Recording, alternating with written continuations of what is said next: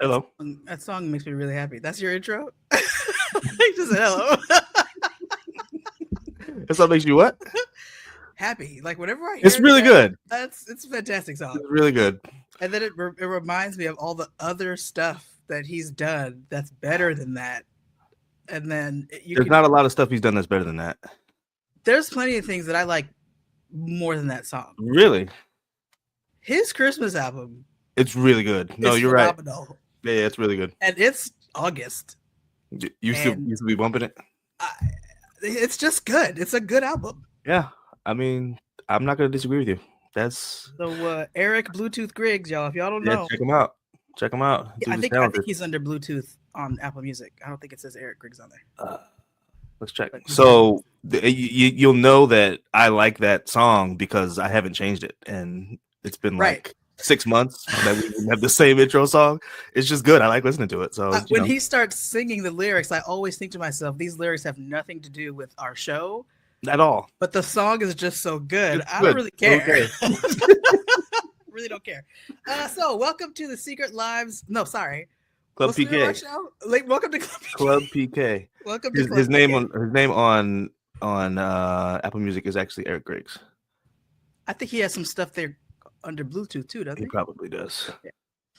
Anyway, this is the podcast where we talk about the lives of PKs in an effort to get into people's business. Number one, but number two, I don't have anything with Bluetooth. He doesn't? Mm-mm. I'm surprised. Eric Griggs. It might be Bluetooth somewhere else, but Apple Music is kind of funny with his music. I don't listen. That song actually, Back to Euphoria, it was on there, and then it came off. It came off, and I had to find it somewhere else. Oh, you know what? I think he's got a couple of different profiles because the only thing under here, yeah, he does, is the 2024 joint. He does. Anyway, the point is find him wherever you can. Find him, Eric Griggs, under whatever name. Bluetooth with the number 2. Oh yeah, you're right. Yeah, Bluetooth with the number 2. BLU2, the number 2 TH. BLU2 TH. Yeah. Yeah. Yeah, you were saying something. Our show. Lives of PKs. Yes. We want to discuss what it's like, people's experiences growing up with pastors' kids and how that affected their lives, how it affected their identity, just so we can learn more about the lives that me and Paul lived. Right. It's really about me and Paul. Our experiences are so they're very different. And we're finding this, they're so different from each other. You know what I mean? Very different. Yeah. People are people, right? So our experiences are so unique, and people have different relationships with their families, and people have different relationships with the church, and people, all kinds of stuff. People have different journeys they go on, and we just want to talk about it. Yeah. I think this comes, obviously we're PKs, but I think this comes from, and correct me if I'm wrong here, Claire, this comes from just kind of well, let me just speak for myself. I've never liked being categorized. I've never liked any category you're saying. Yeah, I've never liked the idea that you think you know me before you met me. Right. Yeah, I've never liked that. I agree. Yeah, the idea that I walk into a room with like, oh, he's a PK, and you put me into a category, that's always rubbed me the wrong way. Right. And it's always inaccurate. Even if there's some truth to it, it's never all true. Even if your perception is positive, I still don't like it. Right. Even if it's like, because I've gotten that too, oh, he's a Nixon, that means this about him. Not necessarily. I mean, you know what I'm saying? So let's actually talk to these people and get to know these people for who they are. That's kind of our goal here. So you're saying information. We talked about this last episode too. This comes up a lot, actually. You're saying information. I think we might have a little bit of bitterness about You're saying information affects people's motivation to get to know you. Right. If you think you know, then you stop trying to know. That's right. Basically, is what you're saying, which I think is true. Like, share, and subscribe. Obviously, I just kept it up there because I know. Like, share, and subscribe. Tell your friends. Let's get into it.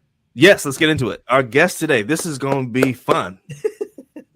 I'm excited. I've been trying to get. He'll tell you. I've been trying to get him on for like 2 months now. I keep saying, "Hey, come on." I've been trying to figure it out, and I've been slack. I'd be like, I'm waiting for the text message. So I finally got it. Finally, we had to do a little maneuvering with our schedules, but we are certainly willing to do it because I think this guy is somebody we want to hear from, somebody we want to talk to. Our guest today is a PK, originally from Chicago, but he was raised in Memphis. He was 4 years old when his I'm assuming his dad, but I guess we talk about that when his parent became a pastor. 4 years old when he became a PK. He's also the youngest of 3 boys. So if he was 4, that means his older brothers are actually older than that as well, right? So his parents joined the pastor's life when he was a little bit older. They didn't, do like some people do. They go straight from high school into the pastorate or whatever. Right. on his experience. Right now, he works as the director of resident life, student housing, and student conduct for Oakwood University. That's too many things in one thing. job title. Too many jobs. That's first of all. That sounds like 3 separate jobs. Conduct is enough. That's right. That's crazy. Director of residential life, student housing, and student conduct. That's 3 separate things. Well, I have some questions now because I'm like, there's no way, and I don't know if he's going to admit to this. There's no way he's doing all 3 of those things well. It can't be. It's impossible. It's too much stuff. It's too much stuff. Something has to be lacking. It has something has to be slipping through the cracks, right? Like there's too many things. There's too many things. And I promise you, I also work for Oakwood University. I promise you, he's not getting 3 separate salaries for that work. I guarantee you that. That's not happening. So. No, he is not. That's a shame. We don't have to ask that question. We know that one. So anyway, he says he's an open book. So, let's see. Let's see. So let's welcome today the very, very interesting Robert Mann. Yo, what up, everybody? Yes. What up? What up? Fantastic. I just want to. I want to take one moment real quick to say to the audience, and this is like backstory, Robert, that Paul fixed his sound effects. I'm very proud of him because I heard the applause very well just now. So thanks for keeping on it, Paul. You did a great job. We've been doing this for almost a year now. This is episode 18, I think. Is that right? Yeah, this is the first time episode 18 worked properly. This is the first time the sound effects. Persevere. That's the message of today's. Matter of fact, the title of the episode, it's gonna be Persevere. Persevere. Yeah. Persevere. Anyway, welcome to the show. Man, I'm glad to be here. Thank you all for having me. Like I'm excited. I keep hearing about this show, and then I'm like, yo, like when am I gonna get the message? And I'll never get the message. So I guess it was like we don't want you on right now. So it is what it is. we had a couple of guests lined up for the summer before you and I even spoke. So I was like, okay, I want to have them on, but it's gonna have to be a little bit later in the summer because we already had some people lined up, and then it just kind of slipped, and I didn't text, and now we're later than we want to be. But we here. That's what matters. We're here. Yeah. No matter how we got here, we're here. Exactly. Right. Exactly. Because we persevere. That's what it is. There it is. Thank you. See, I knew I liked you. Appreciate it. But actually, so I really want, and this isn't even in our list of questions, that's kind of how we do things, right? We'll send you questions and then we just talk, and sometimes we get to the questions and sometimes we just talk. But anyway, I already wanted you. When I heard you were a PK, I was like, oh, I should have him on. And then you co-hosted the church wrap-up show with your wife. Yeah. ESPN. I was producing. Yeah. And I was like, oh, we definitely have to have him on. This dude is hilarious. Yeah. Like this dude. So I was happy to be on ESPN for Jesus, man. That was dope. That was a business. Yeah. I can't do it, but anyway. But no, I'm real good. Like that. Let's, you know what I'm saying? Like whatever. I mean, I ain't gonna say whatever, but some of the things that you all want to talk about, we will talk about. Like I said, some of the things. Yeah, some of the things. No, I'm just playing. Like we're here, man. Let's get it. Thank y'all for having me. Thanks for your time. We know you're super busy. Because it's registration season at the university, right. And you're obviously very important in your position, moving kids into the dorms and all that kind of stuff. Yeah. You have 3 kids. That's my first question. Yeah. How is it possible that you're doing that job well? And you're fully capable. So I'm not trying to say anything about what you're capable of, but just reading the title, your job title is really blowing my mind because that's a lot. It is. So, I mean, most of my time is going to be for residential life. You know what I'm saying? So, like getting the kids in, making sure that they're good. All my directors are great. So they take a lot of the pressure and load off of me when it comes to like day-to-day dorm activity. Right. So as far as housing, like I'm responsible for the housing of Oakwood. So off-campus housing, the campus housing, married student family housing, things like that. So once we get them in, then it's pretty much, kind of like landlordish. You know what I'm saying? Yeah. Like if there's something go wrong, then I'll reach out and try to get the things done. Student conduct. Listen, as long as these kids are acting right, then that job is. Which they're not. They never are. So, but we're gonna pray about that. We're gonna pray. It's a new year. You know what I'm saying? Like it's a new year. We got some high hopes. So hopefully. hopefully we will be okay. But I mean, I try to manage it and just do what I need to do whenever I get a chance. And like, hey, this is what I got to do now. This is what I got to do now. This is what I got to do now. And then when it all comes together and sits at the table, then I'm in my office, kind of just knocking it out all together. So it is what it is, man. It's got to be difficult to pre-plan your work for something like student conduct. Yeah. It's no. You gotta have to respond when it happens. Right. Yeah, it's no pre-planning. It's simply like when it happens, then it's just like like got to jump in. Like I get my team together, and then it's like, hey, when can we meet? Okay, boom, let's go, and we keep it going from there. So in terms of student conduct, you're talking about having directors and deans and all that kind of stuff for resident life and student housing.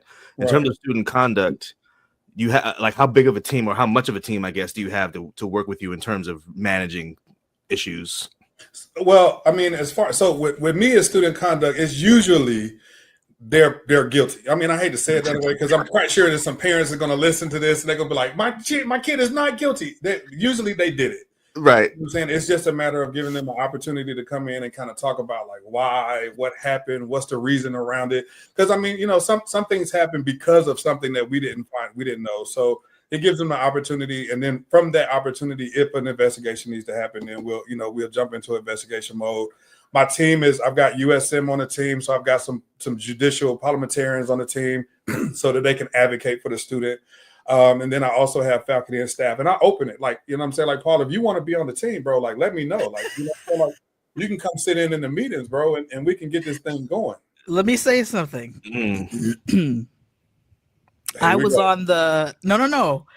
First of all, I did work for Oakwood, but that's not what I'm talking about. I work for Southern, and I was on their, what's the name of their sexual misconduct committee, basically. It's not called that, but that's what it is. I was on it 3 different times. And it was my favorite committee to be on because it's the only educational committee I was ever on that I felt like something actually occurred. All the other stuff was just meetings, and I was like, that was a waste of time. Like, this no outcomes. But it was also my least favorite because it's heartbreaking. Like, it's hard. It's emotionally tough because you have to look at all the evidence, and the evidence includes text messages, it includes pictures, it includes video sometimes, it includes calls. Like, you have to go through and hear all that stuff, and it's distressing. Yeah. And then you have to sit and talk to the person face to face. Like, it's a lot. Yeah. It's a lot, but I do think it's a really important thing to do. And I'm glad to hear that you have a team and that you're open to a bigger, because you need as many people, honestly, who are honest and like take it seriously on your team as possible. Right. To do with student conduct stuff. Like, that's hard. Right. And then on top of it, so we got Title IX, and then we have student conduct. So Title IX is the, sexual misconduct, that my area is more of, things happening in the dorm, things happening on campus, fights, whatever the case may be, violations, this and the third. But even still, all of it is hard because, like you said, you got to hear stories, and you got to throw tissue at kids, and you got to, what I'm saying? Like, you got to be in the room with parents listening to their kids say what's going on, probably for the first time. You know what I'm saying? Yeah. So it's real hard. It's it takes a decompression that needs to be happening after the fact. Because if you take everything in and you never get it out, you never decompress. Like, it's always going to hold. It's going to stay with you forever. But like I tell my team, like, all right, it's over with. It's done. Go home, decompress. You can't let anybody know what's going on, but at the same time, you can just kind of just get it out. Like, just however that looks to you, then you got to get it out. And then we're still here just to make sure that these students are taken care of. Because I mean, like, that's what I'm mainly here for. Like, the one or the million or whatever. Like, I still got to treat everybody the same, whether you broke a rule or whether you didn't break a rule or whatever the case may be. I still got to be there for you. So it's like you said, it's good, but then it's real bad at the end because it's just like when they leave the room, we kind of looking around the room like, yo, what just happened? Right. Like, yo, for real, you know what I'm saying? But it's, I take it as a blessing. I count it as a joy because then I can also get a chance to kind of talk to the students one-on-one in a way where I can't really talk outside of that room. Right. I can talk to them one-on-one and kind of be like, what are you doing? Like, like, what are you thinking, bro? Like, for real, you know what I'm saying? So, and that's important too. And that's the important part of it, where Yeah. they need to hear.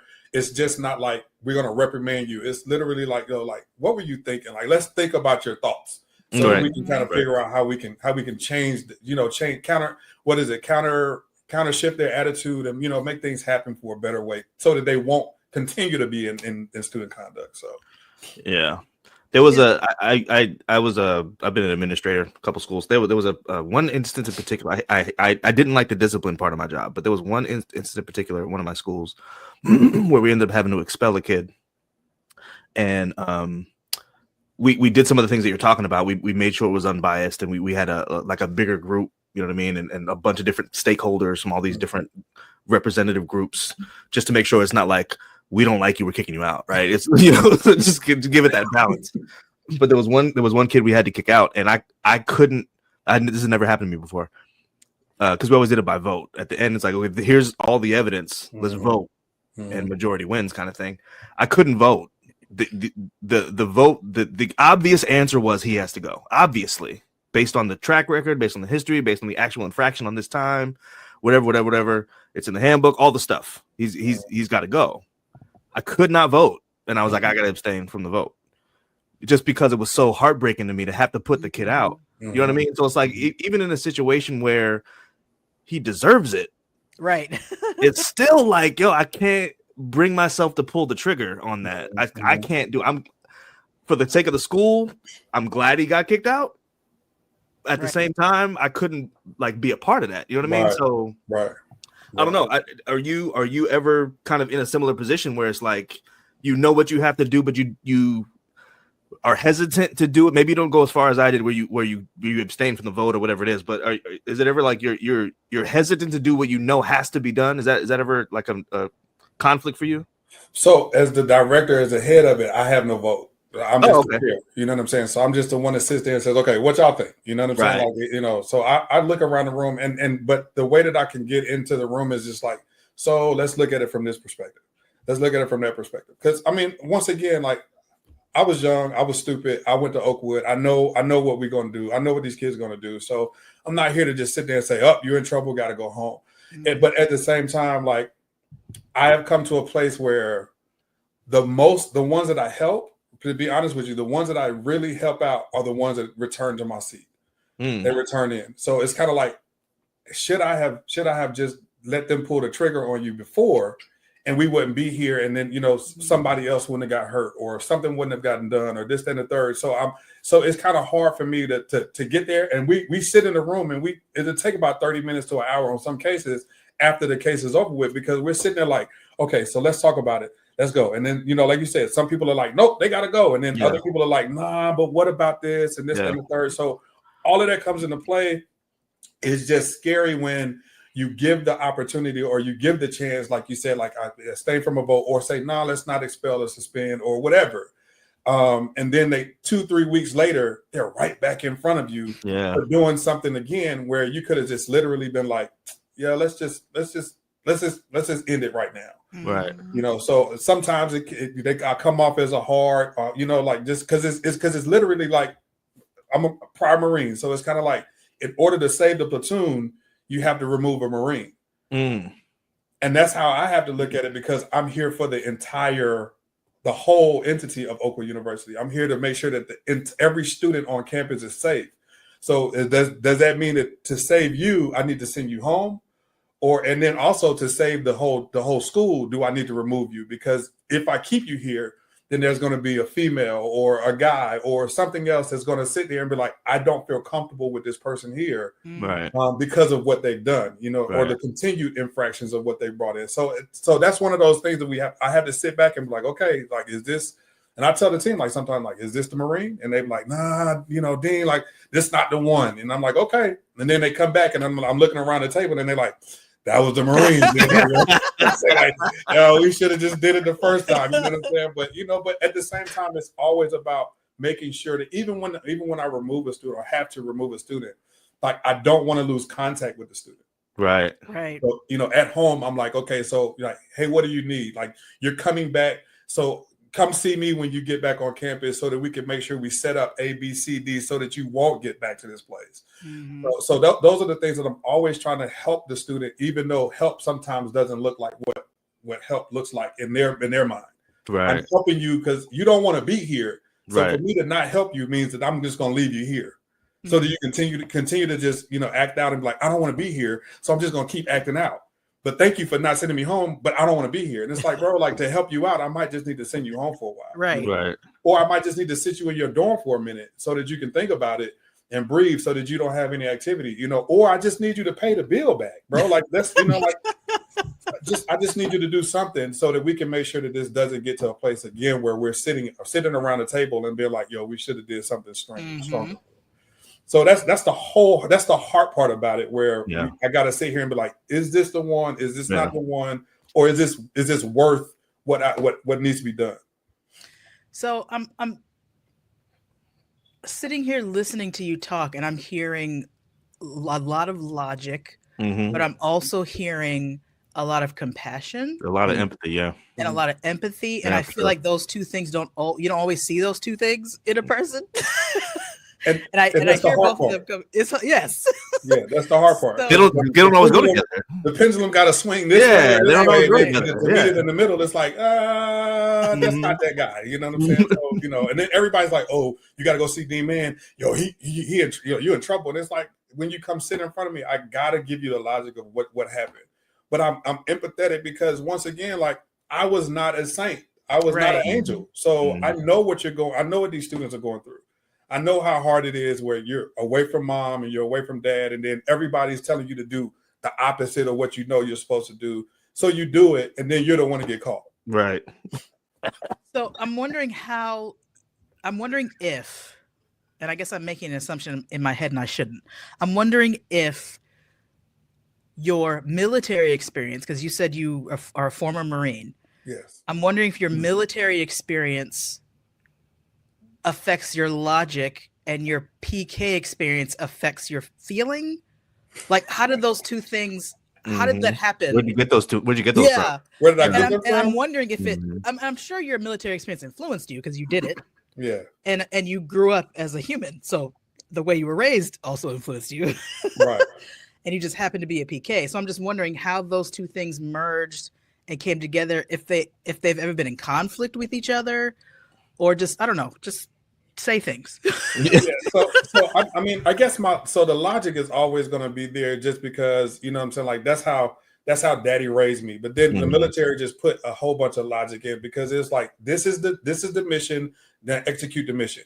And there's no feeling like I could feel a certain way, but at the end of the day, I've got to get the mission done.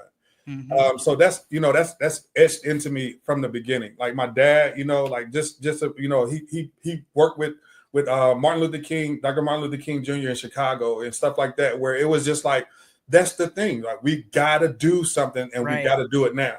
Yeah. So I've always been that way. But then I also, like, coming back, and I guess we'll get into it later, but coming back into the church and doing men's ministry and then doing coaching, life coaching for men, then I've brought a whole bunch of empathy into it, because, a lot of the stuff that I've been through in my life, I see other people have been through. So I can understand, like, I can literally sit under the cloud with you, so that I can sit there and say, look, I understand where you're coming from. I get where you're coming from. And then, of course, of my age, older age or whatever, then I've gotten there. Because usually earlier it was like, Kim folk, you get out, like, this, that, and the third. But now it's kind of like more, let me sit back and try to figure out what we need to do so that we don't have to do this again. And then you, as a person, a male, female, student, we can get to a place where, like, okay, we're moving you from point A to point Z, and let you understand that there's a whole bunch of alphabets in the middle of it, so that it's just not the end all be all, So it comes from time. It comes from the things that I've been through. I studied psychology in school. So of course that has a whole lot to play with it, where, it's the fight or flight and the empathy and all of that. And so it's all of that plays into it together, where now I can turn the light on and off, or turn both lights on, or turn them off, both, and just, go somewhere else. But it took some time, because I'm still that guy. So it's just like, I want to scream and flip tables, But at the same time, that might not work for, you know, what works for Paul might not work for you, Clarice. You know what I'm saying? So it's just like I gotta figure out. True. Yeah, I gotta figure out which one, who I'm talking to, where I'm going, and what's the outcome for you, so that we can make sure we get there together and be okay. There's been times where I sit there in front of students and be like, "What were you thinking?" and screaming and hollering, and then, you know, my dean, the next dean beside me, is talking quietly, and they looking at him like, "Man, I don't respect you at all." Yeah, right.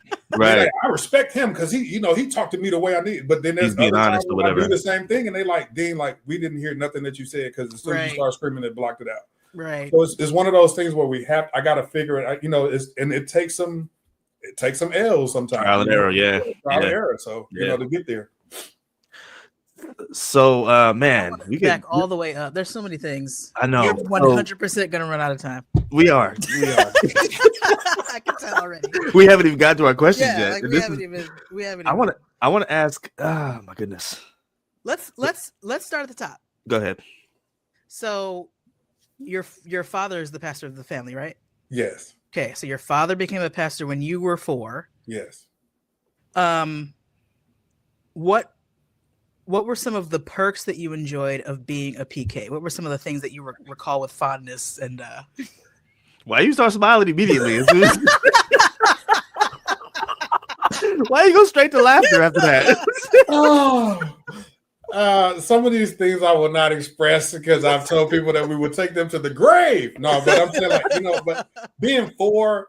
So here's the thing: my dad was a Baptist minister. Okay. And then, you know, coming up with Elder Dudley, I love that dude. You know what I'm saying? Elder Dudley was the conference president. He brought my dad in as a, you know, from the Baptist church into the Adventist church. So the first thing was, you know what I'm saying, trying to get used to the Saturday, Sunday thing, because I'm used to Sunday, you know, Saturday morning cartoons was my gig. But, you know, of course, as a kid, as a 4-year-older, and then how we were indoctrinated into the Adventist church in Memphis, like, it was cool because everybody just gave, you know, it's the perks. It's like, oh, you're the pastor. Like, you know, we come home and there's bread on the table and there's food on the table. You get doted on. Yeah, you know, all of that was great. You know, going to the front of the line, all of that other stuff as a 4-year-older was amazing. Mm-hmm. You know what I'm saying? And then growing up, going to Alcee Junior Academy in Memphis, you know, of course it was you're the pastor's kid. So, you know, you get all of the things, the first thing to come out, or if you wanted to sing, you was in front. And that was cool when I was a kid. You know what I'm saying? Like, that was cool. So those are the perks that I can remember. Also, some of the perks were just, the bad perks was like, oh, well, he's the PK, so just let him, you know what I'm saying? Like, let him do what he needs to do. Oh, it's okay. And everybody turned a good eye at what we were doing as PKs, because they were worried about the bad kids. You know what I'm saying? So then we got. But you weren't automatically labeled as a bad kid because you were a pastor's kid? So I did once again at 4 years old, I didn't know what that looks like. Now, when I got older and moved around, then of course everybody was like, "Oh, you're the bad kid because you're a PK." And you know, my comeback was, "Well, I'm bad because I played with your son." You know what I'm saying? Who made who bad? Like, you know what I'm saying? Like, I wasn't doing none of this until your son showed me how to do this. You know what I'm saying? So, but you know, but once again, I've always had a little. I hate to say, I always had a smart mouth. So that was one of the things that. Hold up to it. Me too, brother. Nice to meet you. Okay, well then, good. I was smart mouth than a mug. You feel me? Like, y'all are both the youngest, so that might have something to do with it. Yeah, that's it. So, you know, so when people came at me, it was time for me to come back. You know, so perk wise, I don't know what perk really looks like as a PK. You know what I'm saying? Like, I mean, of course, I'm a PH now, where a pastor's husband, so I see my kids having the perks. And then I can see what they do. But as far as me, at that young of an age, I didn't look at it as a perk. I just thought that that's what came along with the territory. You know what I'm saying? Like, my dad signed a contract to be the pastor, which meant we ate first. We got boxes of food at the house. I could run around the church and act bad while y'all were looking over here. Like, I just thought that that's what it was. But looking back on it, I guess I can say that was a perk. Mm-hmm. So what were some of the challenges then? Right. Man, listen. Go give us the whole list. Well, going back to the beginning, man. Like I said, it's, you know, Saturday morning cartoons, bro. Like I just like I was used to, you know what I'm saying? Like, I was used to Smurfs and wrestling in Memphis on Saturday morning. So then all of a sudden we turning the TV off on a Friday night, and I can't do, you know what I'm saying, Garden of Avenues. And I'm like, now I got to listen to Unshackled. Like, what is this Unshackled stuff? You know what I'm saying? But, that's funny. But to be honest, like inside the church was a real struggle for me as I got to my teen years, because like I saw the members go against my father. You know what I'm saying? And so like, once again, I'm 4. So then I'm etched into my mind, like this is God's people. So, you know what I'm saying? So to see people go against my father and then treat him to the point, like literally, I've seen an elder try to box my dad right before he get up to preach. Right before the sermon, though? Well, right before they walk into church, you know what I'm saying? So I'm sitting outside watching this dude, you know what I'm saying? And front my dad out in the yard. And then, you know what I'm saying? So it's like, this ain't, if this is God's people, like I don't want to be nothing. I don't want to have nothing to do with God's people because they bad. Like, and if they're going to be bad in the church, then I might as well just do what I need to do outside the church. You know, so those are some of the conflicts that I came. And then of course their parents upset with my dad. You know, I'm moving to different areas in the church, in the conference. And so then now their kids who are supposed to be cool with me are told by their parents that they can't deal with me because they don't like my dad. Right. Yeah. So, you know, at some points in life, it was a lonely road until I got around other PKs or other people outside of the church or outside of the district that my dad had. But in that district, I didn't kick it with a lot of Adventist kids because their parents didn't want us kicking it. So then it pushed me to the outside world where everything was going on. Mm-hmm. I'm always interested in, and we got to take a commercial break here, but I'm always interested in these stories of people essentially not finding welcome in their home area, home territory, home church, whatever, family, whatever you call it. And everyone is trying to feel welcome, everybody. So then you got to go outside. What choice do you have? Exactly. You got to get it somewhere. You're not going to get it here. I'm going over there. And then a lot of times that just is like the precursor, just precipitates the behavior. And then we look down on the person for the behavior. It's like, you actually started it. Exactly. You basically kicked me out. Like, you know what I'm saying? You kind of started you. Yeah, you know. Right. So yeah. Okay, cool. So we'll come back and I want to talk. I got some questions about the military. Gotcha. So we're gonna take a quick commercial break. And we'll be right back with more from Robert Mann.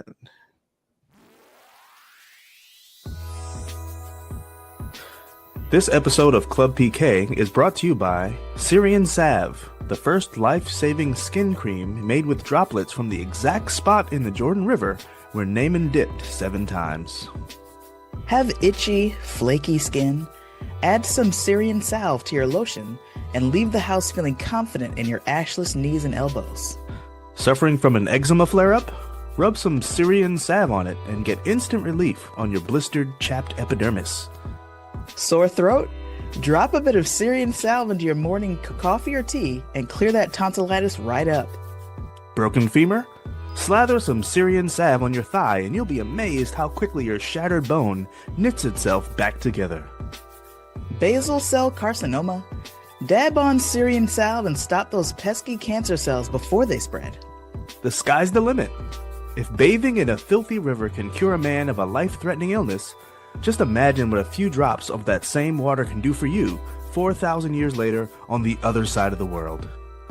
All you have to do is bring your payment of 10 talents of silver, 6,000 shekels of gold, or 10 changes of clothing to the horses and chariots at the door of Elisha's house to purchase your half-ounce jar today. That's right. All you have to do is bring your payment of 10 talents of silver, 6,000 shekels of gold, or 10 changes of clothing to the horses and chariots at the door of Elisha's house to purchase your half-ounce jar today. Side effects may include drowsiness, severe constipation, sexual impotence, keratoconus, hot dog fingers, government-created killer nanorobotic infection, AI, Count Chocculus, spontaneous dentral hydroplosion, crackheadedness, leprosy, and death. This message is not approved by the FDA. Get your life back with Syrian Salve. I think it's Salve. Salve. Syrian Salve. Salve.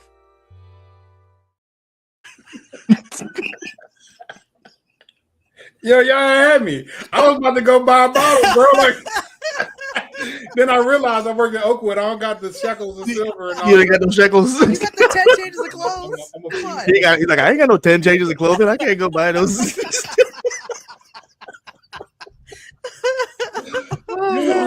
Why'd you get the Yeah, that's cereal crazy. itself on the actual product? Hey man, That's good, Doc. That's you know what I'm saying? Just That was dope. That was just dope. enjoy. Just enjoy. Just enjoy. Just enjoy. You don't have to worry. Remember how it's made. Don't worry about that. Just Damn. enjoy. I'm not. I need it for my eczema. You know. I feel like I say this every commercial, but that's the dumbest one we've ever done. That was crazy. That's so They're all stupid. they're all pretty stupid. They're all pretty dumb, but that was dumb. that one take it right there. I got you. That was it. Yeah. Oh boy. Oh man. All right. So we're back with our friend here, Dean Robert Mann. Bobby. Yeah. You said you went to Pine Forge in our little pre-interview, in part because you got sick of moving around with your parents. Yep. So how did that work out? So just kind of reflect on that a little bit. Good decision, bad decision, any fallout, anything you absolutely got that you so glad you went, or man, I shouldn't have done that. Any kind of what's your reaction to that just years later? I love Pine Forge, bro. Okay, great. I love Pine Forge. Like, but it was just, you know what I'm saying? Like, I'm sitting there watching all of it. So the thing right here in the conference, like, we come to camp meeting, and then that Sunday morning at breakfast, you know what I'm saying? The president comes out and everybody's at breakfast, and then they're like, okay, so I need to talk to this pastor, this pastor, this pastor. And then we were like, oh, that's the move list. You know what I'm saying? And so it was like years that I wanted to move, and then we did move. Then I got comfortable to move without moving. And then it was like, yo, we moving to Knoxville, Tennessee. And no shade to Knoxville. I just never gave it a shot. It was just like, yo, I'm at the age now where me and my homeboy, we was talking about going up to Pine Forge. So we were like, yo, we're going to go. And this just happened to be the perfect time where we were moving. I could go up there to start the semester, and it was great. Like, so my 3 year, I wasn't a 4-year senior, but my 3 years there was amazing. Like, I had a ball at Pine Forge. Like, anybody that's looking for a boarding school, like, I know I've got to sit there and say, Oakwood is the place to be. But if anybody's now that you've said it. Yeah, now that I've said it, you know what I'm saying? But if you're looking for a boarding academy to send your child, you know what I'm saying, to really we raised each other there. You know what I'm saying? So it was family. The people that we went to school with, like, we're still talk. We still family. My clique is still my clique. You know what I'm saying? Like, shout out to Dog Pound. Y'all had Twyla Griner on here earlier. That's my little sister. You know what I'm saying? Like, okay. So shout out to TG. That's little sis. But we all was at Pine Forge together, and we were raised by each other. So we have a bond that cannot be broken. Even if we don't like the person that we was at there with, it's still a Pine Forge bond where, like, we were there together. So I had a ball. I had fun there. So I taught at Pine Forge for 4 years. I didn't attend, but I taught there. I got a sweater because I was a class sponsor. Oh, well, you're part of the team, man. I love Pine Forge too. Of course, I was an adult. It was actually my first real job out of college. So I was young, but I was an adult. But I had an amazing time as well, and just the closeness you develop with the people there. It's just like you said, it never goes away. So one of my former students actually passed. One of my Pine Forge students actually passed last year. Went to the funeral. There was a bunch of former students there that I hadn't seen in a decade, maybe longer. And one of them that I'm really close to, he came up to me. We just hadn't seen each other in person in a while. He came up to me. He was like, "You just have no idea how you changed my life." And I said, "You too."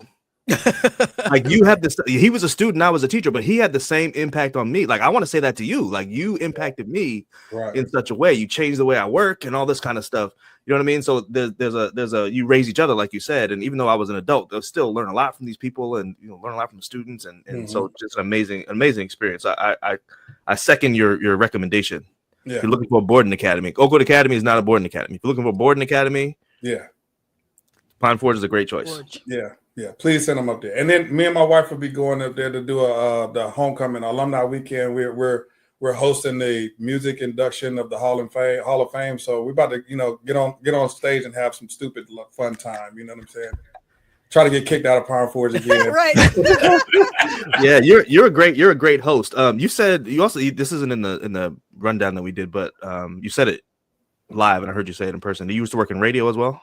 Yeah, I used to work in radio and out in California. So outside of the military, once I got out of the military, that was a job that I had. I was a street DJ. So so when we do street team and go out live and host, I was a part of that team. You know what I'm saying? We go out there. We had to do all of the radio personality. Hey, what's up? Thank you. Yeah. We out here with so and so, this, that, and the third. And they had a ball, man. Like I met a whole bunch of people out there, and it wasn't Christian radio, so yeah, it was. We had a good time. It was real fun. We had real fun. Yeah, right. Out in Cali, so yeah. There you go. Yeah. Even if it was Christian out in Cali, that's only like partially true. So it's like, it's still good, you know. But I did do security for some gospel artists, and let me tell you, being in the radio in Cali and being in security for these Christian artists, some of them was pretty much neck and neck on how much fun they were having. You know what I'm saying? Like it was crazy. But yeah, but out in Cali, I did do radio. Had a ball. I used to work at Shoe Carnival on the mic, so it was when they had a mic person. So it was always the shopping fans having fun, saving the cash, and having a blast. You know what I'm saying? So it was always in me to just do something crazy, do something stupid, talk to everybody, joke, just have a good time because I wanted to see me and everybody around me have a good time. So yeah. Was that the same shoe store that had the half basketball court inside? That was just for feet. Where your 13 pairs feet free. Yeah. We were the ones that had the little spinning wheel at the front, and everybody goes there and get on my nerves all day. Like yeah. So you've done a lot of stuff. I mean, radio DJ and security and military. I'm really curious let me say it differently. How did you get into the work you're doing now? Like what sort of path or what sort of prepared you specifically? So let me say this. It seems to me from what I know working with you in the context that I work with you, that you're pretty good at your job and you kind of know what you're doing and you have a path, but that's in real time. Mm. How did you get to the point where somebody would even consider you for this kind of work? You know what I mean? Like, is there a degree you need to have, or is there an experience you need to have to get on somebody's radar? Be like, yo, I'd be a good dean, kind of thing. How do we get there? So, like I said, leaving the church, doing all of the things that I did, because I did leave the church. You know what I'm saying? So I returned back to the church, but I did leave the church. Go back. Let's talk about leaving the church. Yeah, we'll get to the job stuff. Oh, I felt like I was frozen for a second. No. But no, like I said, once again, I left the church because I was tired of the people. You know what I'm saying? You did mention that before. Yeah, I didn't look at God as a person. He was not my God. You know what I'm saying? Like it was my father's God. So I see you. Yeah, I got you. God is a person. I got you. By the book. You know what I'm saying? But yeah, so it was just, but it was, so I didn't see him as my father, as my God. And once again, I saw how people treated each other in the church, and that's the only thing that I had to go on. So I was like, this is not what I want to do. Plus, I got pushed out. Well, not pushed, but I got, the fun was more outside of the church than it was inside the church. So I just left the church. I mean, I went to Pine Forest, came to Oakwood for a year and a half, 2 years, and then here at Oakwood, I was like, yeah, I'm done. Like this is fake to me. Like I'm not here for it. Let me leave. So I left the church and did everything that you could think of, imagine in the streets. And then, that's when I went to the Marine Corps. And that was I guess looking back at it, that was my Jonah moment, because I ran like when everybody was like, who want to stay in America? I was like, no. Who want to go to Okinawa, Japan? Me. Take me as far away from these un-Adventist Christians as possible. You know what I'm saying? Like, let me go. And even over in Oki, man, like real talk, like I went to the Adventist church in Okinawa and they looked at me so crazy that I promised myself that I would never walk into an Adventist church again. Wow. Never walk into an Adventist church again. And I kept that promise up until I was living in Chattanooga and some things happened on my job. Well, just to be honest, like I was working at Rent-A-Center. Some things happened in my job, and a dude literally got his head shot off in front of me. Wow. What? And so the backstory was my dad, my dad, Pastor Mann, son, I've been praying for you to come back. And, I think God is telling me you need to come back to Huntsville, blah, blah, blah, this, that, and the third. And I was like, yeah, right, whatever. Okay, Pop. And as I, rolled another one and just kept on going. And I'm like, yeah, I don't want to hear that. And then that happened that Saturday, but the Thursday before that, my dad called me. I'll never forget it. He talked about come back to Huntsville, and I was like, I'm not hearing you. And if something serious got to happen for me to just even listen to something like that, right? And went on by my way. This was a Saturday morning. I'm at church. I mean, at work, and then some things happen, and boom, dude gets his head blown off in front of me. And not only did he get his head blown off in front of me, the dude held a gun up and it pulled a trigger twice in front of me, and it did not go off. So I got up out of there, Robert, forget the cops, all of this other stuff. In this story? This is, and so when I get back and I get out the truck, and literally God says, "Are you ready to listen to me now?" Wow. And so I'm like, "All right, God, yes, I am." Since you got my attention, these are my stipulations on what I need. You know what I'm saying? Like, I need you to open up. I'm working retail, like I was shoe salesman, so I'm Foot Locker. You know what I'm saying? Like, Rent-A-Center, everything big is happening on Saturday for me. Shoe releases, Jordan releases on Saturday morning. That's when I make all my money. Retail, Rent-A-Center, that everybody's home, so I can make my money, do what I need to do. So God, if you want me to be a part of your church again, I need you to give me a job Monday through Friday from 9 to 5, making the same amount that I would if I was staying in retail and all this other stuff. And it's, so I'm giving him all of these stipulations. Yeah. So not to mention, I gave my resume to my homeboy that was in Huntsville like 3 months before this, just because I just wanted to see what was there. The week after this happened, they called me in for an interview. Jesus. And I go to the interview, and I'm government contracting. I'm like, I'm not going to get it. I'm a black dude trying to get into a white community, all this other stuff, blah, blah, blah. So I'm wearing my suit, wearing my bow tie, and I go in, and the dude is walking out that just had an interview with some jeans and a plaid shirt. So then I'm like, white dude. And I'm like, I'm not getting this job. I'm not getting this job. So then I walk in, and then real talk, like, they interview me, Dude at the end of the interview says, I'm going to remember you because you wore a bow tie. Wow. So a week after that, he calls me back and was like, "Hey man, I speak to Bowtie. Robert Mann." I'm like, "Yeah, this is me." And he was like, "Yo, I got a job for you that's going to start in about 3 months, but I need to, we're going to move some stuff around so that you can come in." I'm like, "Are you serious?" And he says, "Yeah, I want you." And I was like, "So what are the hours? What's the pay? What's the hours?" He was like, "Yeah, you'll work Monday through Friday, 7:30 to 4." And God literally said, "Is that good enough for you?" Because remember, I just told him that I wanted a 9 to 5, yeah, and I'm working government contracting, so it was to the point where I was like, I'm gonna make some good money. So he was like, "Does that get your attention?" And then I was like, "All right, God, I hear you." And he was like, "I need you to go back and everything that you've gone through in your life, everything, all of the downs that you say that you had, they weren't for you. I need you to go back, and I need you to, deal with men. I need to bring men to the table."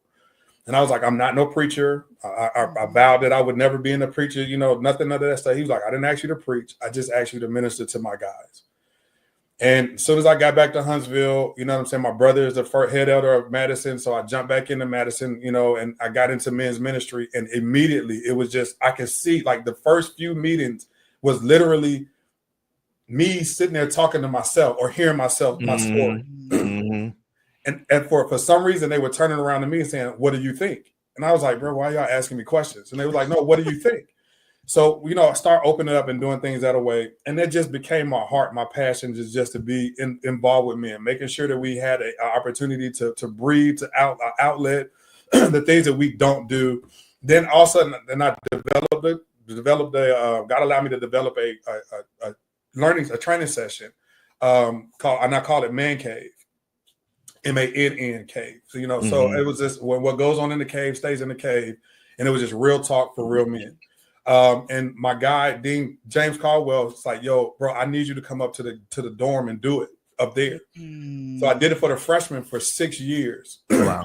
And the first of the year, like at August, September, I started an 8-week training service. And we just talked about everything that a man needs to, that we go through.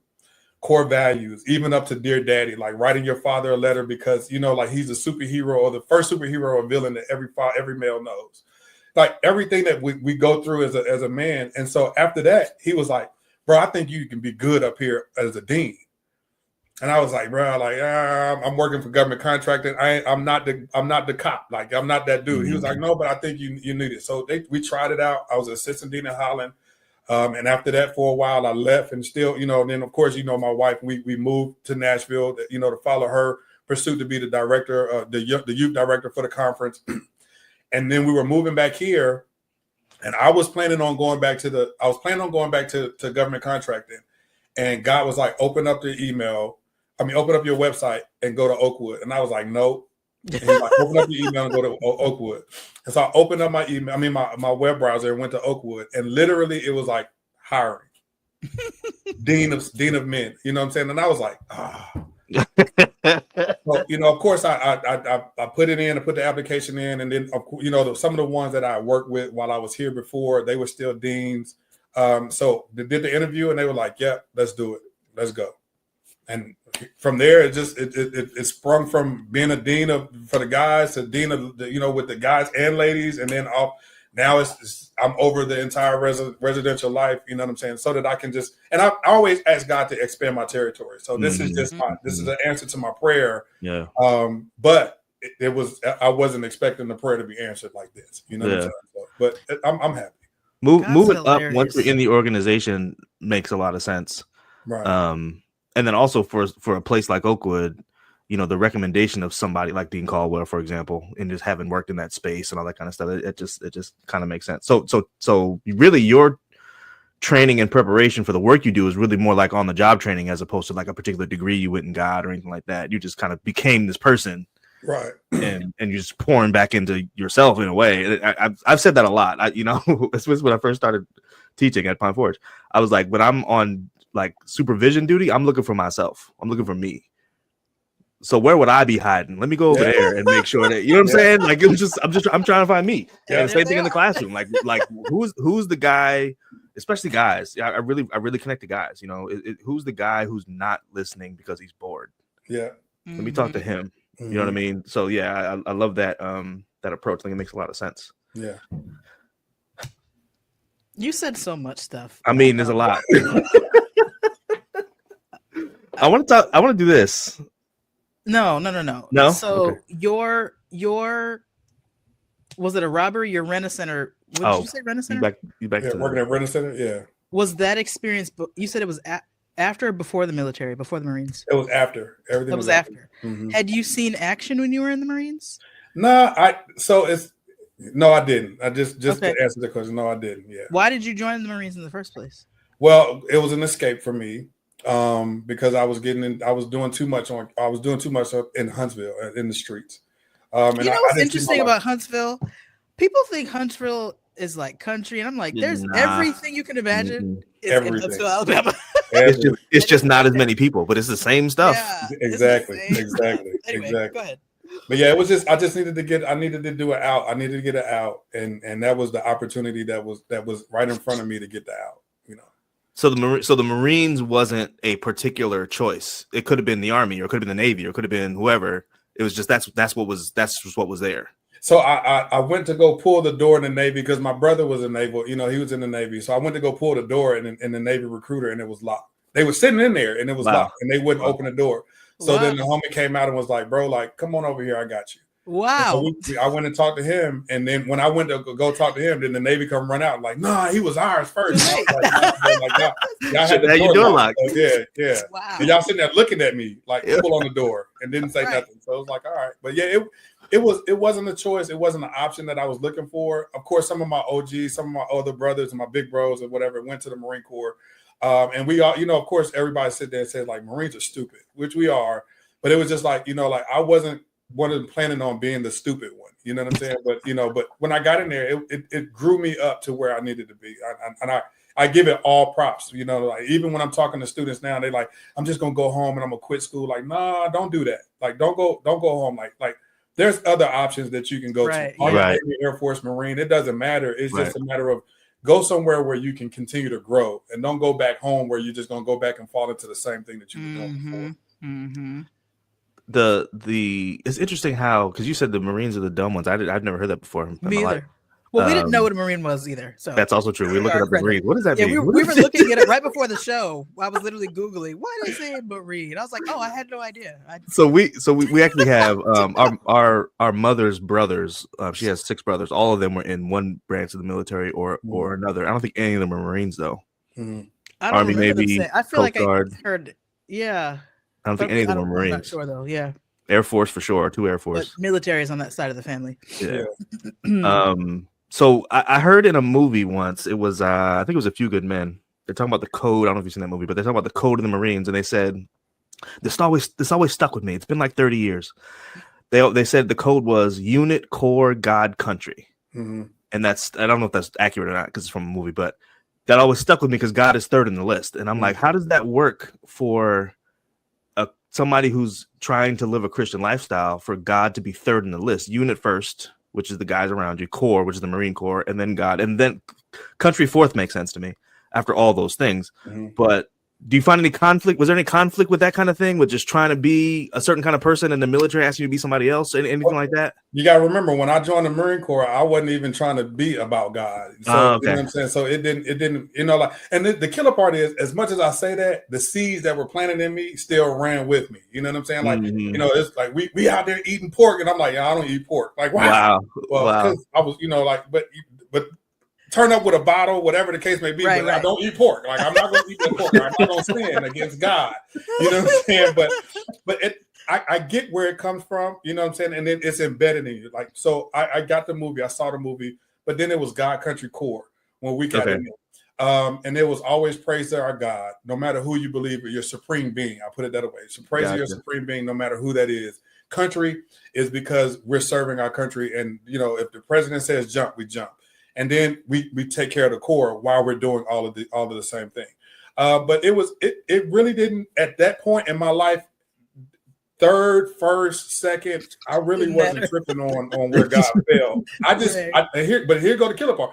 If something went down, I needed God to be there. You're the first one to be like, oh Lord, Jesus, Lord, please protect us from when we go against these enemies. You know what I'm saying? But the thing is, even with that, prayer was said that we're going to war, we're going to this, we're going to do this. God, allow us to be victorious. Allow us to kill our enemies before they kill us. You know what I'm saying? So that was a part that was etched into it, and maybe that was helping water the seed that was continuing in me. But at the same time, we weren't really thinking about God. I'm not going to even lie to you. Like, I wasn't a chaplain. I was, you know what I'm saying? So it wasn't, we were thinking about God. And when we had to go to the chaplain, we really didn't want to go. So it was just like, all right, God, I need you to be there when I need you to protect me. But other than that, we about to turn up. We about to do stupid stuff. And when I say the Marine Corps is stupid, not that we're dumb stupid. Like, we just do, like, they say the Marine Corps is the hardest branch. Yeah. And you got to be kind of throw it off. To do that, you got to throw caution to the wind. You got to throw caution to the wind. Yeah. So it's that type of deal. You know what I'm saying? So we're going to do our craziness. We're going to be Marines. But God, like, when we need you, please just be back there in the pocket, so that when we pull out the card, then you're there. You know, them type stuff. Yeah. How long did you serve? I just did my first term for the 4 years. I did that and got out. And I wanted to do all 20, but God didn't have that way. Mm-hmm. Have it that way. And do you find that, and maybe 4 years wasn't long enough, or maybe it was, but do you find that you have so at Pine Forge you have your family? Mm-hmm. Do you find that happen in the military as well? They're just people that are just brothers to you now forever because you were in the military together? Yeah. Like, it's still some of my dogs that I call on, like, and we talk about once a week, twice a month, whatever time we get there. And if we can see each other, we see each other, but they're still going to be family. It's not as strong as Pine Forge. Because we're adults in the Marine Corps, and you can just do whatever. Pine Forge, you were in that little small. You were kids, and you was nestled in the crevices on the River Manatawny. We could go wherever we wanted to, in the Marine Corps. For the hills are rolling green. Exactly. Man, we're out of time. I got more though. We can do this. Oh, you know what? I thought about Paul. Go ahead. Yeah, same thing. Okay, great. Go ahead, say it. See Robert again. So we want to have some couples on who are raising pastors' kids, and obviously you and your wife fall into that category. So sometime in the future, we'd love to have you back on, and during that conversation, I would love to talk about you being a pastor's husband, in addition to you being like raising pastors' kids. Right. That's just got to be an interesting experience too. So we'll have you back for sure. That's a good idea, because there's a bunch of questions on here about that we didn't get to at all. And I think it fits into that. That other kind of show. I do want to say, let me just ask this one thing. It's not even on here, but we had a pastor's husband on before. Our cousin Michael is actually a pastor's ex-husband, but we talked a little bit about what it means to be a pastor's spouse that's not a female, right? Which is, it's not new, but it's less common, obviously, right? Most pastors, just percentage-wise, are men. Anything weird, anything strange, anything unique, anything inappropriate that you've experienced as a pastor's spouse that's not a female? You're a pastor's husband, not a pastor's wife. Like, for example, our cousin Michael, he said it on the show. He was talking about a time when they had like a spouse appreciation kind of gift that like the conference gave to everybody, and they were clearly a bunch of stuff for women. So they gave him this like, it's like a cosmetic bag or something like that. And Michael's 6'8", you know what I'm saying? He's a big man. He gonna give him a bag of makeup. Yeah. He's like you didn't think about me at all. You know what I'm saying? You didn't consider who you did not get specific with your audience. Yeah. Which again, I hate that. I hate the idea that you're just given to a category, not to a person. That's so annoying to me. Mm-hmm. But maybe it's too heavy a question for how much time we have left. But anything like that that's kind of happened to you where it's like, hey, I'm a man out here doing this thing. You know what I mean? Well, I think on my end more, you know what I'm saying? Like I've kind of just sat back and I kind of watched some of the old men disrespect, you know what I'm saying? Disrespect Kim. Oh, wow. She, of course, you know what I'm saying? When you see her, she looks younger. She looks like she's 15 at some time. You know what I'm saying? So then people sit there and they act like she's short, but she got a bite. I feel sorry she for people like Crosshair. They're stupid. She's small, but she ain't no punk. So I mean, ain't no punk. Yeah, she'll bring a DC out of her in a heartbeat. You know what I'm saying? So, but I just sit there and watch them, you know, like try to disrespect her. Yeah. And then not even just in the word, but even in the way that they try to handle her, like, you know what I'm saying, try to holler at her and all this other stuff. Wow. And I got to sit back and I'm like, bro, like, I love God, but like, don't get it twisted. Like, I'm a Marine too, homie. Like, I agree. Yeah, right. I will come with it, but you know what I'm saying. But just sitting there watching her have to navigate those things, and she knows when I'm getting to that point, so she'll kind of, you know, put her hand back or she'll give me that look like, don't do it, don't say nothing. I got this. And just to watch that is the funny thing. The gift giving. But like they have no clue what to get. Like Oakwood University Church does an amazing job. They know what I love, they know what I like. So then when it's time for appreciation, then they give that. But the conferences, you know what I'm saying? Like they're giving flowers out, so then they have to give a flower looking gift to me. And it's just like, bro, like just give me, like, don't do that. Like, just shake my hand. Shake my hand. Like, you know what I'm saying? Throw a gift card in my face, in my hand, something, but just don't come out with no bag. Like you said, like the garment bag. You know, I'm like, I'm not gonna put no gloss on my face. I'm not gonna shine. You know what I'm saying? Like, it's not that, but it's just funny to see. And then they freeze up when they do it. So it's kind of like we don't know, and it's just shake my hand. I you know, those are the craziest things. And you have to be gracious. You got to smile in front of everybody. Then you get behind the scenes. It's just like, what were they thinking? Like, they could have picked up the phone and asked me, like, yo, like, do you like this? Like, whatever. But there's so many simple solutions to things that to thoughtless things that we do. Like it's easy to give you a call, or even if you're not comfortable give me a text message, something. Ask his wife. Ask him. Yeah, right. You know ask him. She works for you. She's an employee. Just ask her. Do something. Right. She's gonna tell you exactly what I want. Like, it's cool. It is. Wow. But yeah, it's crazy. But at the same time, like, I know there's a new, you know, it's not a lot of us. Like, it's only a handful of pastor PHs. You know what I'm saying? So it's just like we sit there and we talk to each other every once in a while. And I'm like, bro, like, you good? Everybody straight? Okay, cool. Yeah. You know, what's your story? Like, did you have to slap somebody? You know what I'm saying? Like, you know, we just try to encourage, and it's a few of us who just encourage each other. You know what I'm saying? When we see each other, it's all love because we know we're in the same boat. We know we're in the same category, and it's rough because it's like you said, the phenomenon is all the pastors' wives. But then it's like four of us in the room, and it's like, well, we not no wife, my brother. Yeah. You know what I'm saying? Like, but it's you kind of get, it's like, all right, whatever. Let's just go. Yeah. I want to ask one more question. Because you mentioned having to sit back and watch your people try to disrespect your wife, or people try to holler at her, and it makes you heated. And my question is, once you get back home, how do you emotionally support her? Because I imagine as a woman in a quote unquote man's field, she gets stuff like that every day, all the time, and still has to go to work with integrity, still has to be a spiritual person, still has to love the people that are being like this to her. Like, how do you emotionally support her in her role? So I had to learn, because I'm the type of dude, like, what you should do is that, you know, and then I finally quickly realized that was the wrong thing to do. And she like, I did it, and she started crying. I was like, what? I'm trying to protect you. And she was like, but you're making it, you're doing the same exact thing that they're doing. So I had to learn that the emotional support for her was that I just needed to sit back and just be the dumping board. You know what I'm saying? So when we sit down with each other and she talking about what's going on at the churches or conference or whatever, then I'm like, yeah, man, that's messed up. Oh my God, I can't believe that they did that. Who are these dummies? You know what I'm saying? Like that type of thing. And then just give her the opportunity to release it, because nobody outside of me is letting her release. How long have you been married? 10 years. So I want to really stress to people who are listening to this that, like, I'm impressed that you learned that this early in your marriage, just to listen. Not just to listen, but also to give her listener noise. Because that's how to listen. Yeah, how to listen. Mm-hmm. It's not even you asking questions. It's you saying, what? That's crazy. Like, that's all you have to do. And that does so much for, I'm not saying everyone, but that does so much for a lot of women that I feel like if people could just learn that early on, there'd be more success or less distress, maybe. Yeah. I don't know.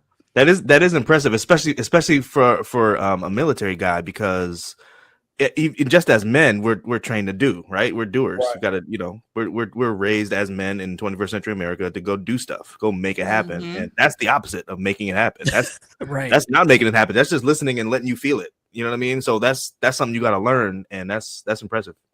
And also learn when I see them out in public that I'm not ready to jump. You know what I'm saying? I'm not ready to pop fly, because like I get all of it, and then I look at them at church like, I swear, I promise you, on sight. Exactly. It's just like I gotta hold that back, because now I'm a part of the protection of her, which means that I cover her, because it's not me that's gonna get fired. Right. Yeah. It's not gonna be me that's gonna get called to the board. It's gonna be her that's gonna get called to the board. And her couldn't call to the board before a lot of the men would get called to the board for doing anything that they were pastors. So that's one of the things. But it took some time. Like it's not easy, and I still slip. Right. You know, like it's still like, man, I wish you should be, and I had to think about it, and it takes me even sometimes sitting on my hands physically so that I can make sure that I don't jump. You know what I'm saying? Because I don't want it to be where I'm trying to give her what I think that she needs when I'm giving her the exact opposite of what she's looking for. So it's hard, but I'm if you're listening, then yeah. And then I also have accountability group. Okay, good. Everything that I need, then I pour into them, and then they pour back into me, so that it's not me just holding everything in. So, like if I'm having an issue with a church member, then I'm gonna call my homeboys, and we're gonna sit on the phone and we're gonna talk. Or I'm gonna text them like, yo, pray for me real quick, because things getting rough. You know what I'm saying? And they like, I got you, my G. And then after it's over with, then we talk and we release, and then we take trips and we go on board, men's trips, so that we can all release. But those are the things that I've had to learn the hard way. And I hate to see tears. So when I saw the tears, I was like, what am I doing wrong? And let me see if I can correct it. So I'm doing all right. I'm hoping. Right. That's dope. You sound very healthy. That's just the word that's, even if you don't feel that way, the things that I'm hearing that you do, even in your whole life journey, sounds healthy to me. Even when things were going poorly, the way you responded sounds healthy to me. And I appreciate talking to a healthy Black man, because I know there's lots of healthy Black men, but there's none like in the media. We don't get a lot of press. Not at all. Yeah, we don't. So I appreciate. I said we. That's right. I said we. Okay. No, you can be too. Please give your brother some props. No, you can, and he is. Yeah. And he is. So I just appreciate that aspect of this conversation. Just being able to hear healthy men discourse, I think and I'm trying to sit quietly, because this is a unique opportunity for me just to hear healthy men discourse. But I got stuff to say. It's hard for me to anyway. Thank you. This is your show. You get to talk. So Yeah, I appreciate your transparency and your making yourself available too. For sure. You have a house full of children. For sure. And also a 3 jobs, as we talked about earlier. Right. So 3 full-time jobs. And a campus full of children. Yes. Campus full of children. Right, a campus full of children too. It's that time of year, all of that. All right, so I'm gonna ask you a quick random trivia question, and then we're gonna Google it. What'd you say? I said, can I Google it? Google it? Trivia, like, right? You need to know this one. You should know this one. Okay. All right. So the Marine Corps was founded even before the United States was an independent country. Mm-hmm. The question is, in what year was the Marine Corps founded? Why would he?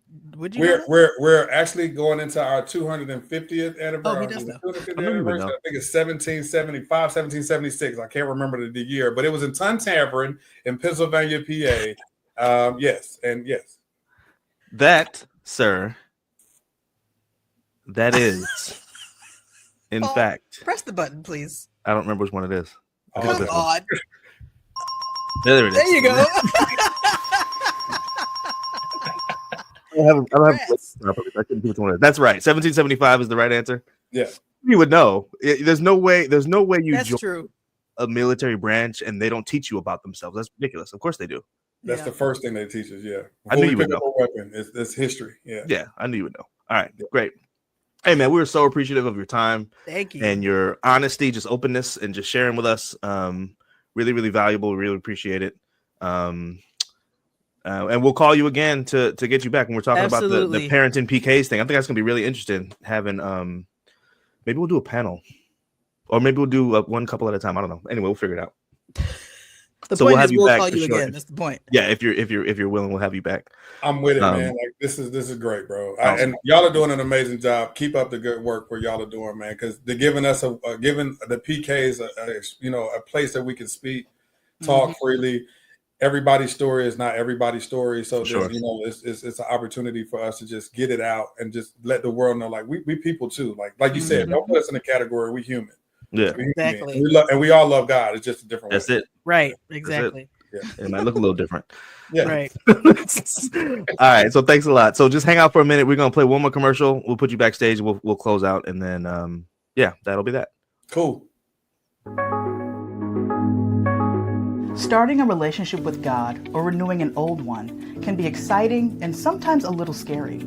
Making a decision to build a relationship with God is one thing, but finding the motivation to get started in practical ways can sometimes feel confusing or even a little paralyzing. How do you integrate God into your lifestyle? How do you make the relationship long-lasting and real? How do you make it not just practical, but also realistic? At CP Nicks, we'll come and spark the catalyst at your church, on your campus, or even in your small groups, and walk you through the God is a Person book and workbook with practical steps to help jumpstart your journey with God. In our presentation, we'll focus on one chapter in the book and guide your group through a few of the practical steps, leaving you feeling inspired and motivated. Go to cpnicks.com today to schedule a free 15-minute consultation and begin your journey from reading to relationship.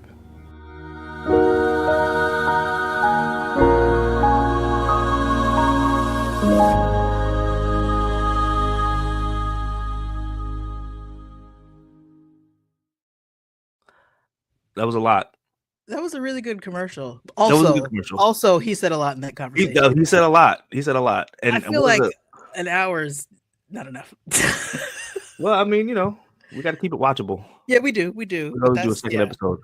But and this is why I said what I said at the very beginning. When I saw him interact with Kim in front of the camera, and then he said in that same conversation, he was like, I was in the military, and then I was also radio. I was like, this guy, because I know how he works. You know what I mean? We work together. I don't work directly with him, but I see him. You know what I mean? And I know how he works. And it's such a nice balance of being serious when it's time to be serious and telling jokes pretty much the rest of the time. You know what I mean? So it's like, which is great. I really resonate with that because I'm the same way. I really resonate with that. We don't have to take life ain't always so serious. Let's really not have fun. Let's joke. Even when we're being serious.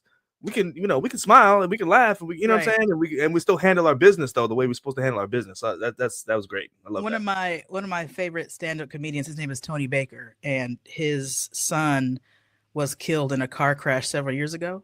And he talks about how during that time how much he laughed with his friends. He cried too, right? But he said there was a lot of laughter, and death is not a joke. Well, of course. But laughter is so healing, and it doesn't always have to be. It doesn't have to be inappropriate. You know what I'm saying? Like it sounds weird to laugh when your son just got killed, but also no, it doesn't. Like that's when you need to laugh. That's when you need it more than anything, right? Yeah, That's when you need it. I can just imagine, and I'm sure he gets upset and yells and stuff like that when he's in these meetings. But maybe there's laughter afterwards. I don't know, but that's got to be real balancing for the team and for the environment. You know, that's got to be great. I remember even when Andrew's funeral last year. Austin got up, and Austin's going to be our guest pretty soon. Austin got up and just told jokes for like 15 minutes, and the church was in tears. Like we were in tears, cracking up, just telling jokes about Andrew, like this, just stories, and it just totally changed. And of course, like you said, there was nothing disrespectful about it. There was nothing inappropriate or even irreverent. It was in a church sanctuary. There's nothing irreverent about it. Right. There weren't dirty jokes. I mean, he was just telling stories about his friend, and they were funny. And of course, Austin has that personality, so it was just funny. But I love that the ability to be lighthearted and humorous. Yes, but when people have the ability to, it's infectious. Yeah, that's also true. So it doesn't just happen to you; it happens to the room that you're in. It makes the environment better. That's a powerful thing to be able to do. For sure. And those are the kind of people you like to work with. Exactly. Because work is hard. Work is hard all the time. Education is hard. I have to laugh. I have to. Anyway. Yeah. Education is actually for the birds, but that's a different conversation. We say something about this every episode. We should stop. Probably. We need therapy. Anyway. This is our show. We say whatever we want. Thanks everybody for joining us. Say whatever we want to say. We'll see you next time on Club PK with whoever is coming on. See you in a couple of weeks. Yeah. Thanks for tuning in. Like, share, subscribe. Oh yeah. Wait. There you go. Yeah. They don't know how to do it unless the banner's going across. So right. Exactly. remind them. All right. Peace. Bye.